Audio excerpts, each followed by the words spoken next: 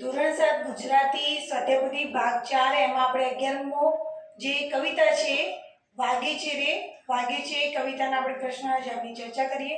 પ્રશ્ન 1 છે આપેલા શબ્દોના અર્થ આપો, એટલે કે તમારે એના સમાનાર્થી શબ્દ આપવાના છે. ઉદાહરણમાં તમને આપેલું છે કે કુંજ ગલી એટલે કે વૃંદાવનની પ્રાચીન ગલી. પ્રાચીન એટલે જૂની. ઓકે. અહીંયા દધીના, દધી એટલે શું?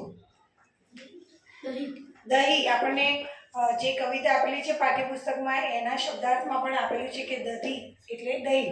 પીતાંબર નામ શબ્દ પરથી જ આપણને ખબર પડી જાય. હા, પીતાંબર બરાબર. પીળું કે રેશમું, રેશમી અંબોલિયું બરાબર. અંબોલિયું એટલે પહેરણ બરાબર. વૃંદાવન તુલસીનું વન, તુલસીનું વન. વૃંદા એટલે તુલસી. મોરલી બોલો કોમલબેન. વાંસળી. ગિરિધર બોલો ઉત્સવ. શ્રી કૃષ્ણ.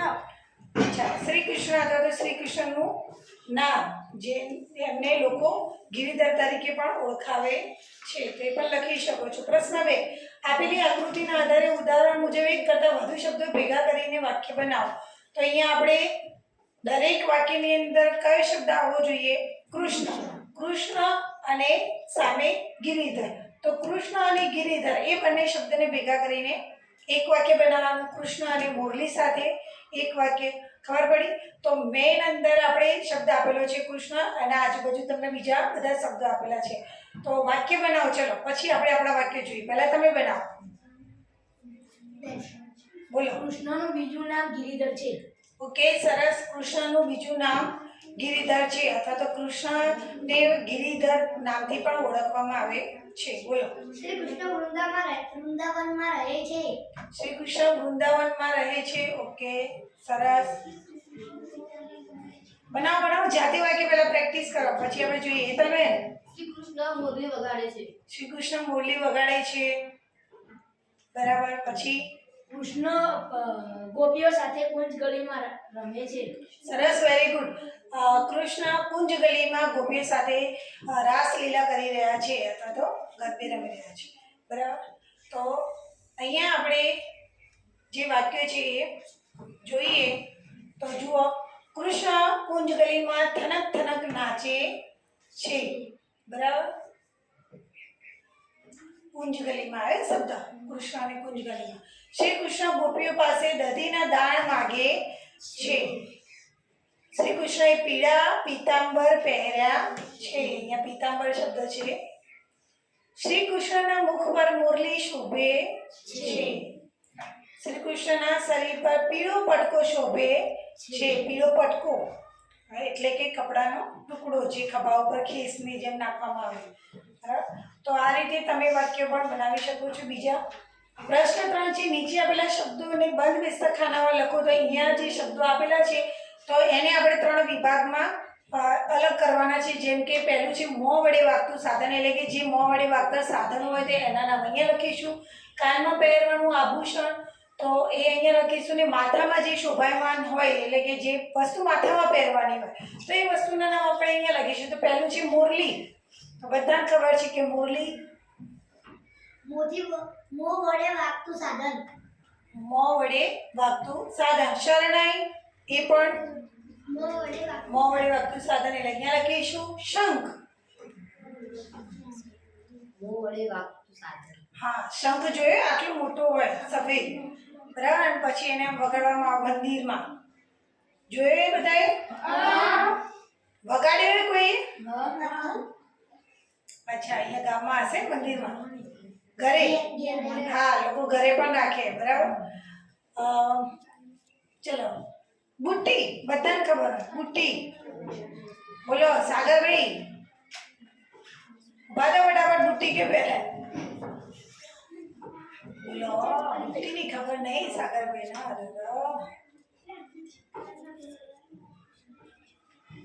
અંકલજી તે પહેરી બોલો. રોહિતભાઈ. રોહિતભાઈ બુટ્ટી બુટ્ટી શું એ?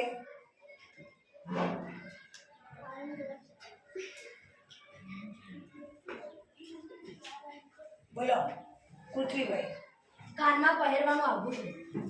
કાનમાં પહેરવાનું આભૂષણ. આભૂષણ એટલે કે ઘરેણું. યાદ આવ્યું? બુટ્ટી? હા, ઘરે જઈને મમ્મીને જોજો કઈના કાનમાં પહેરેલી હશે બુટ્ટી. હા, એટલે ખબર પડે. ચલો, કુંડળ. પેલું કવિતામાં તમે સાંભળ્યું હશે, હે ને?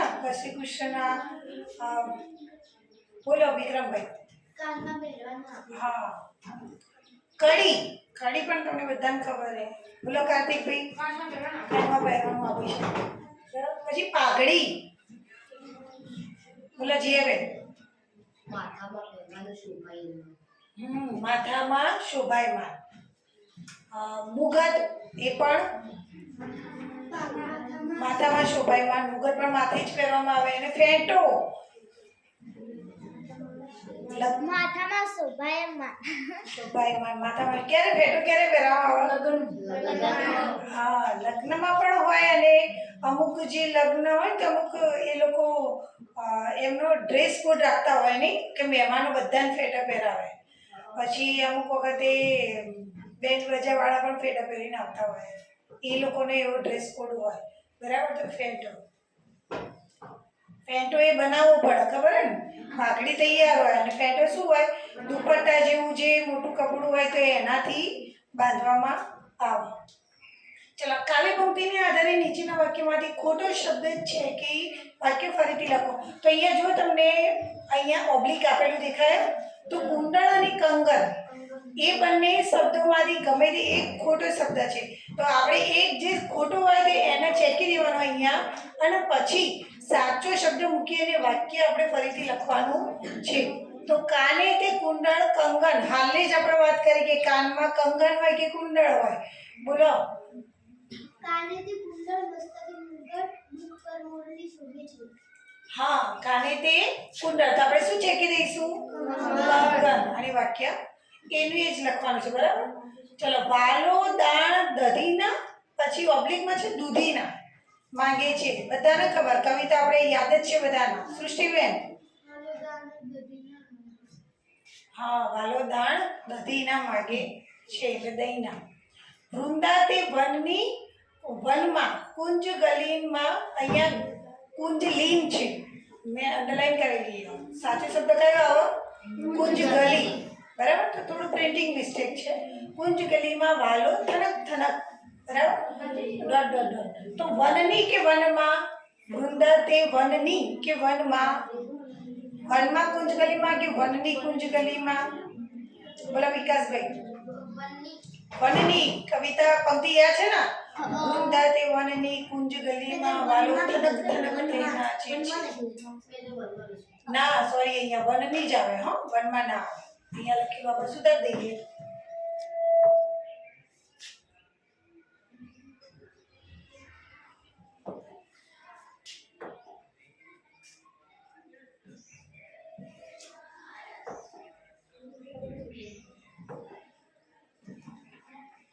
વૃંદા તે વનની કુંજ ગલીમાં વાલો થનક થનક થઈ નાચે છે. ચલો, ચોથું. વૃંદાવન મોરલી વાગે છે કે વાંસળી વાગે છે? બોલો પ્રિયંકા. વૃંદાવન મોરલી વાગે છે તેનું નાદ ગગનમાં. મોરલી શબ્દ છે. કવિતામાં કયો શબ્દ આપેલો છે? મોરલી. ચલો, આપણે સંવાદને પૂર્ણ કરો. અહીંયા ભગવાન અને વિદ્યાર્થી વચ્ચેનો વાર્તાલાપ ચાલી રહ્યો છે. તો અહીંયા ભગવાન કહે છે કે બેટા કેમ તું નિરાશ થઈને બેઠો છે? એટલે વિદ્યાર્થી શું કહે છે? આજે. પછી આપણે વાક્ય બનાવવાનું છે. એના માટે આપણે નીચેનું વાક્ય વાંચવું પડે, હે ને? તો જ ખબર પડે કે ઉપર શું લખવાનું છે. બોલો હેતલબેન. મારે શાળામાં જવું નથી. ચલો, આ તો મેં લખ્યું કે મારે શાળામાં જવું નથી. તમે બીજું લખી શકો છો. બીજું શું લખી શકો છો? મારા શાળામાં જવું નથી. ઓકે, મારી શાળામાં ઝઘડો થયો છે. બીજું? શાળાએ મને મજા નથી આવતી. સરસ. શાળાએ મને બિલકુલ શાળામાં જવું મને બિલકુલ મજા નથી આવતી. મારો મિત્ર શાળામાં નથી આવે એટલે મારે નથી જવું. બેન. ના, કારણ નથી આપવાનું. બેન. અહીંયા એ કારણ તો આપી દીધું. જુઓ, બોલો. આજે મારે શાળા જવું નથી. હા, આજે મારે શાળાએ જવું નથી કે એ જ છે. બરાબર. તો ભગવાન તો શીખે જ બેટા શાળામાં શું થયું છે કે તું નિરાશ છે. એટલે વિદ્યાર્થી કહેશે કે મને અભ્યાસમાં રસ નથી. અહીંયા કારણ આપી દીધું. બરાબર. અભ્યાસમાં રસ નથી. મને લાગે છે કે હું ખાલી જગ્યા કરી શકું. તો અભ્યાસમાં રસ ના હોય એનો મતલબ એને શું થાય? પરીક્ષા પાસ નહીં કરી શકું. એટલે ભગવાન શું કહે? તું અભ્યાસ ઉત્સાહથી કર, તું ચોક્કસ સફળ થઈશ. એટલે વિદ્યાર્થી કહે કે પણ મને લાગે છે કે હું કંઈ જ નહીં કરી શકું. તો ભગવાન કહેશે ડરતો આપણે જે કામ નથી કર્યું એનો લાગે. તું કર્મનો આરંભ કર, ચોક્કસ સફળ થઈશ અને ડર પણ દૂર થઈ જશે. વિદ્યાર્થી કહેશે થેન્ક યુ ભગવાન. પછી એનો ડર દૂર થઈ ગયો. ભગવાન જોડે વાત કરીએ એટલે શું કહેશે કે હવેથી હું રોજ નિયમિત અભ્યાસ કરીશ, અથવા તો હું કદી શાળામાં રજા નહીં પાડું, અથવા તો હું રોજ શાળાએ જઈશ. તો એક જ વાક્ય ના હોય આપણે સમાજમાં. તમે તમારા વિચારો લખી શકો છો. લાલો પિક્ચર જોયું બધા? લાલો પિક્ચર જે છે એમાં આ જ વાત કરેલી. બરાબર. કે કર્મ કરો અને અહીંયા તું કાર્યનો આરંભ કર, ચોક્કસ સફળ થઈશ. તો એના અંદર શ્રી કૃષ્ણ ભગવાનનું વાત કરેલી છે. શ્રી કૃષ્ણ ભગવાન એમ કહે છે, એક ધાર્મિક કહેવાય પિક્ચર એક જાતનું, કે જેમાં એમ કહે છે કે તમે કામ કરો તો ભગવાન તમને સપોર્ટ કરે ને. તમે બેસી રહો, બેઠા બેઠા કહો કે ભાઈ મને લાડવા ખાવા મળે, કે મારા રમતનો પહેલો નંબર આવી જાય, કે શાળામાં પ્રથમ નંબર આવી જાય. બરાબર.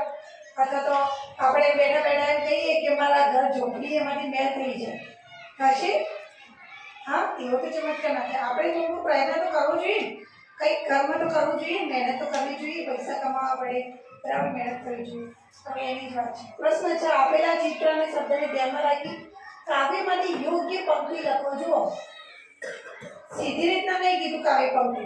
પહેલા આપણે કેવી રીતે પૂછાતું કે પંક્તિને સમજાઈ ગયો હે, અને આપણે પછી એના આધારે કાવ્ય પંક્તિ. હવે તો ચિત્ર દોરેલું. જુઓ, તો આ ચિત્રને આધારે તમને કઈ પંક્તિ લાગે છે? આ ઉદાહરણ આપેલું છે કે વૃંદાવનમાં મુરલી વાગે છે. તો હવે આ ચિત્ર જુઓ.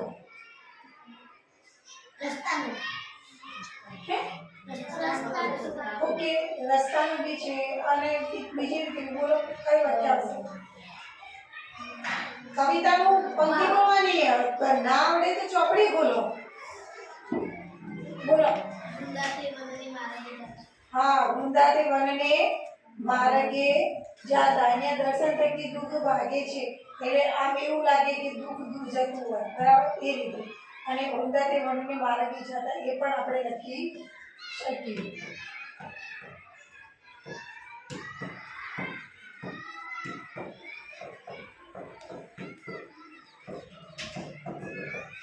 ચાલો પછી બીજું ચિત્ર બોલો. વૃંદાતે વનમાં રાસ રચ્યો છે. વૃંદાતે વનમાં રાસ રચ્યું છે. સરસ. અને બીજી પંક્તિ બી લાગુ પડે ને. બાલો તનક તનક થઈ નાચે છે. અને કયું પંક્તિ બોલ્યા? વૃંદાતે વનમાં રાસ વૃંદાતે વનમાં રાસ રચ્યું છે. એ પણ આવે.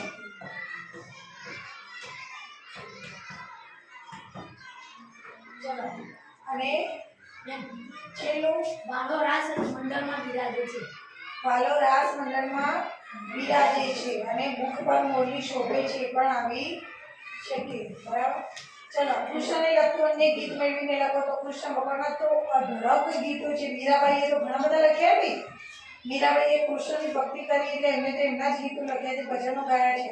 તો તમે અહીંયા એક ગીત લખેલું છે એવા તમે પણ અન્ય ગીતો મેળવીને શોધીને લખવાના રહેશે. અહીંયા એક ચિત્ર આપેલું છે, દેખાય ને? ચિત્ર જુઓ. આ ચિત્રનું વર્ણન કરવાનું છે તમારે. તો ચિત્રનું વર્ણન આપણે લખીશું. અહીંયા આપેલું છે કે આપેલ ચિત્ર શ્રી કૃષ્ણનું છે. તેઓ મધુર વાંસળી વગાડતા દેખાય છે. તેમની આસપાસ ગોપીઓ રંગબેરંગી વસ્ત્રોમાં રમતા ગોળમાં નાચી રહી છે. પાછળ ગાયો અને વ્રતનું સુંદર ગાયોનું અને વ્રતનું સુંદર દ્રશ્ય દેખાય છે. આ આખું દ્રશ્ય રાસલીલાનું પવિત્ર અને આનંદભર્યો માહોલ બતાવે છે. તમે ચિત્રનું વર્ણન કરો એટલે શું કરો કે આપેલ ચિત્ર શ્રી કૃષ્ણ છે અને મધુ બોલી વગાડે છે અને આસપાસ અને શબ્દ વારંવાર આવતો હોય ને તો અહીંયા આપણે આને લગાવવાનો નથી. એ જે ભૂલ નોર્મલી બધા બાળકો કરતા હોય છે તે નહીં કરવાનું. ચલો પ્રશ્ન 9. વાગી છે ને વાગી પદમાં આવેલ કૃષ્ણનું વર્ણન તમારી ભાષામાં લખો. તો આપણે કૃષ્ણનું વર્ણન શું હતું, કઈ રીતે એમના વિશે વાત કરી દીધો. કોણ વાંચશે?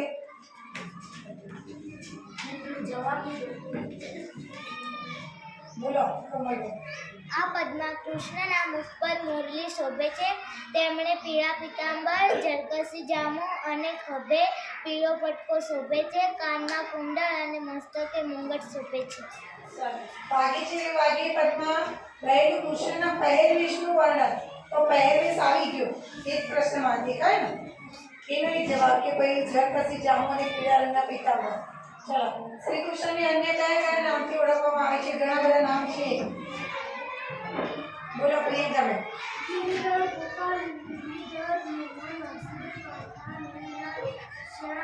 માખણ ચોર બાંસુરી વાળા, બરાબર. મીરાબાઈ પદમાં આ દર્શાવે છે રણછોડ. સરસ, વેરી ગુડ. ઓકે, એકદમ આપણે કાલિકાવાળો, ઘણા બધા નામ. રણછોડરાય, દ્વારિકાવાળો, અથવા તો દ્વારિકાનો નાથ, બરાબર. હજી તો ઘણા બધા નામ છે. ચલો મીરાબાઈ પદમાં શ્રી કૃષ્ણના આભૂષણો વિશે લખો. એમના આભૂષણો વિશે વાત કરી. બોલો. શ્રી કૃષ્ણએ કાનમાં કુંડળ અને માથે મુંગટ પહેરે છે. ઓકે. આપેલ પદને આધારે વૃંદાવનનું વર્ણન તમારી ભાષામાં લખો. વૃંદાવન. તો અને શ્રી કૃષ્ણની વિચરણ ભૂમિ વૃંદાવનની વાત છે, જ્યાં તેઓ ગોપીઓ સાથે થનક થનક થઈ નાચે છે. બરાબર. ચલો છઠ્ઠો પ્રશ્ન. એવા કયા કયા કામો છે જે સંગીત વાગતું હોય ત્યારે કરી શકો? અહીંયા મેં લખ્યું છે રસોઈ બનાવી, કપડાં વાસણ ધોવા, ચિત્ર દોરવું, નાચવું. એના સિવાય કહો. બોલો બોલો. ખાવા બનાવવું, ઓકે. રસોઈ બનાવી એટલે ખાવા બનાવવું. નાવું. ઓકે. અમુકને વિધિ હોય. હા બોલો. દોડવું, દોડવું. હા બેન સંગીત વાગતો વખતે ઊંઘી જાઓ. કચરા પોતું, હા એ રહી ગયો. કોણ કચરા પોતું. બેન રમત રમવી, રમત રમવી, યોગ કરવા, પછી દાવ કરવા, હે ને ઘણી બધી તમે કસરત કરતા હોય. બેન કૃષ્ણને ગમતી બાબતોના નામ લખો. તમે આ કવિતાની અંદર કૃષ્ણને શું શું ગમતી વસ્તુના નામ લખવાના છે? નાચ ગાન, વૃંદાવન, ગોપીઓ અને રાધા. હા, જે માખણ ભાવતું દેવીના નાચ ગાન પણ ગમતું હતું. વૃંદાવન, બરાબર. એ ત્યાં રહેતા ગોપીઓ, રાધા. તો આ બધી એમની ગમતી વસ્તુઓ હતી. અહીંયા આપણી આ જે કવિતા હતી, ગાયો. હા વેરી ગુડ, ગાયો. તો આ જે કવિતા છે આપણે પૂરી થઈ છે. તો આપણે જાતે એના પ્રશ્નના જેમ લખવાનો પ્રયત્ન કરીશું અને નેક્સ્ટ આપણે કયો પાઠ જોવાનો છે? સરહદની સભા. બરાબર. તેના પ્રશ્ન જાણવા છે.